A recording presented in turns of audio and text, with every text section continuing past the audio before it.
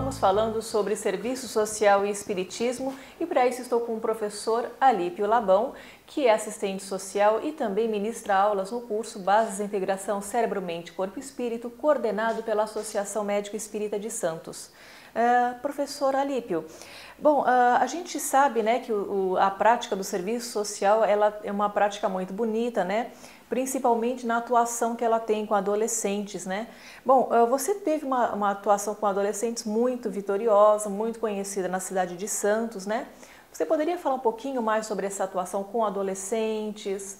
Hoje a gente tem um problema muito grande, né, no que diz respeito ao uso e abuso de drogas. Então você poderia falar um pouquinho mais sobre a sua experiência, né, nesse campo?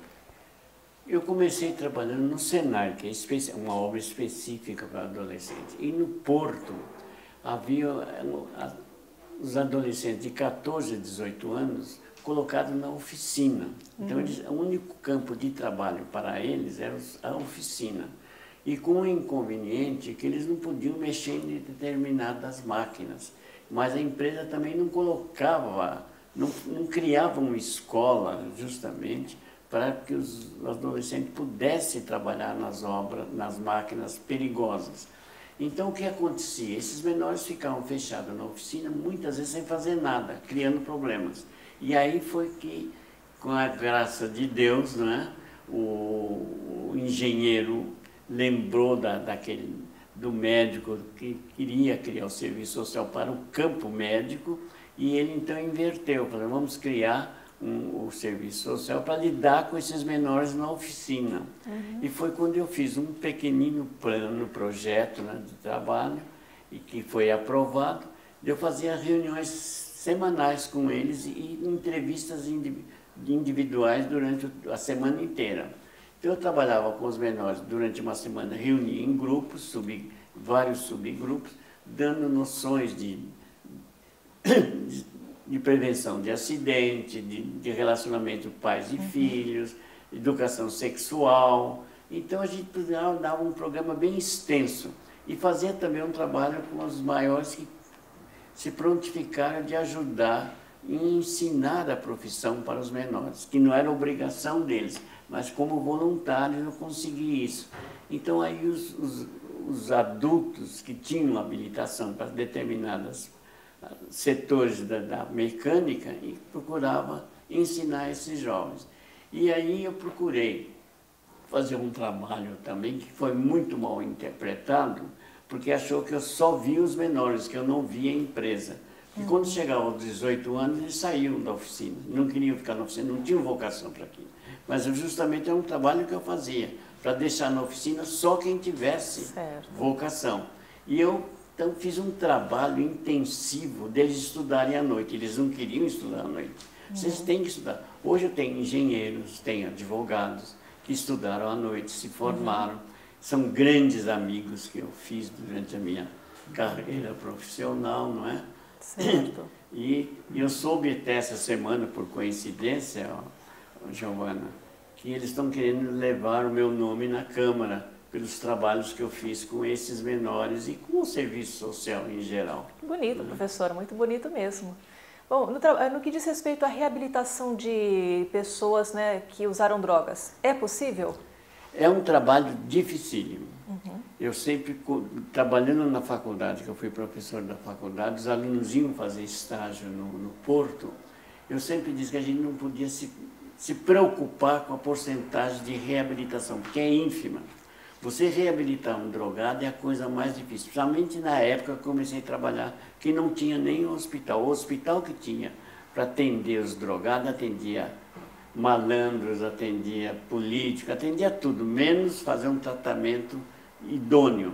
E aí eu quero fazer uma ressalva para a nossa deputada, né, a Thelma de Souza, que foi prefeita em Santos, que ela conseguiu fechar esse hospital. Um hospital que não poderia continuar trabalhando como eles estavam trabalhando.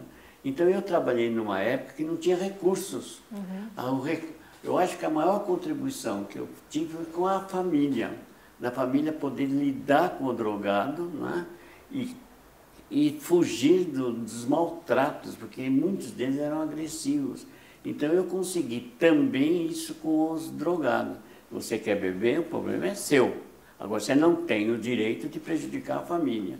Então, nesse sentido, eu ajudei muito. Agora, a recuperação do drogado é dificílima, principalmente sem recurso médico, porque nós precisamos da parte médica mesmo, da parte psicológica, com os psicólogos, e da parte do assistente social para ver o lado social. Certo. Então, sem esses três profissionais, principalmente esses três, é difícil recuperar. Então, a recuperação foi muito ínfima. Certo. Bom, professor, o pessoal aqui da TV Mundo Maior, da Rede Mundo Maior, agradece muito a sua presença no programa Ciência e Espiritualidade para falar um pouquinho mais, né, sobre essa interação do serviço social, da sua história e sua interação com a doutrina espírita. Agora, nós vamos passar a palavra ao Décio. Décio, é com você. Muitíssimo obrigado, professor. Muito obrigado, Giovana. Desde cedo na minha profissão, quando a gente começa a trabalhar nos hospitais, pronto-socorros, a gente sempre tem uma figura que está sempre ali e que nunca ninguém presta muita atenção, que é o assistente social. Mas na hora que as coisas ficam muito complicadas, é ele que é chamado para desenrolar tudo, para conseguir transporte, para conseguir uma internação, para conseguir uma verba ou uma assistência para determinado tratamento. E devagarinho a gente começa a prestar atenção e ver a importância desse profissional.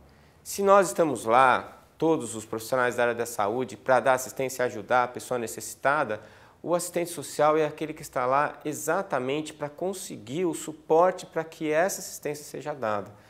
É o exercício da solidariedade, o exercício da caridade na sua maneira mais pura. Então, o profissional do serviço social é aquele que escolheu para a sua vida profissional a assistência, a caridade, o auxílio ao próximo. E infelizmente, ainda aqui no Brasil, um profissional muito desvalorizado. E precisa receber não só o apoio, mas também o nosso carinho. E aqui esse programa pode ser considerado hoje uma homenagem a esses profissionais que trabalham de uma maneira quase anônima, né, muito pouco citados e valorizados, mas que prestam um serviço inestimável para os mais necessitados, para aqueles que realmente estão precisando de recursos e que muitas vezes o assistente social é a sua última esperança. Nós esperamos que a experiência do professor Alípio, o seu livro, ele possa trazer um alento para esses profissionais e que nós, da doutrina espírita e outras pessoas que pretendemos auxiliar o próximo, que estamos muitas vezes nos centros espíritas, que nós possamos beber dessa fonte, essa fonte da experiência, da boa vontade e do conhecimento inestimável do professor Alípio, para que nós melhoremos as nossas relações com as pessoas que nos procuram e que precisam de nós.